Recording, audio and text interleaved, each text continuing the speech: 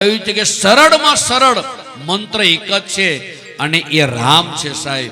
એટલે માણસ મરે ને ત્યારે શું બોલાય છે કે રામ બોલો ભાઈ રામ. કેમ નથી બોલાતું કૃષ્ણ બોલો ભાઈ કૃષ્ણ, કૃષ્ણ બોલો ભાઈ કૃષ્ણ, કૃષ્ણ બોલો ભાઈ કૃષ્ણ કેમ નથી બોલતા?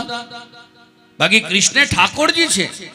પણ સાહેબ ઋષિ મુનિએ મને તમને જે રામ આપ્યું છે ને એની પાછળ તાત્પર્ય બહુ અલગ છે.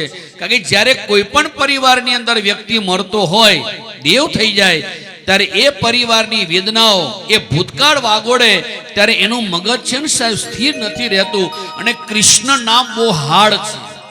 આ કૃષ્ણ નામ સાહેબ બોલવામાં બહુ હાર્ડ પડે એ ટાઈમે. એટલે ઋષિ મુનિઓ કે જો માણસ રડતો હોય તો કૃષ્ણ કૃષ્ણ બોલતા બોલતા નહીં આ રડી શકે અને ભગવાનનું નામ પણ નહીં લઈ શકે. એટલે એકદમ સરળ મંત્ર એવો આપો કે મરતા અથવા રડતા રડતા એ રામ બોલી શકે.